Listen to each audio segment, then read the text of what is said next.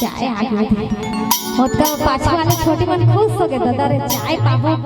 चाय ला पाके पल्ला तारे राधे बेर हो गए कैसा बोर भी ला भाग जाई है ना तो बने चेत करी है पाछू के मन और जब मन चाय पाते मन दोनों हाथ मार टांग है दादा चाय उड़ा जाई है ना भैया तो मीठी ताली बजाते हो का कहना मैया होगी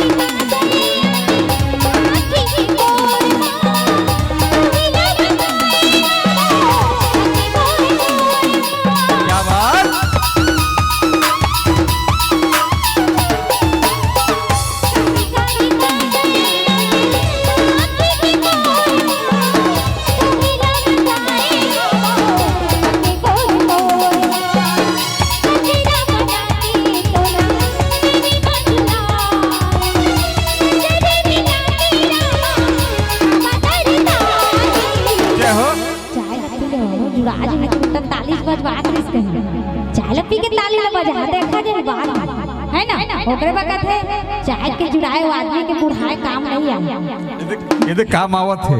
मैं बुढ़ा हो चुके हैं बाबूजी जरूर काम आते हैं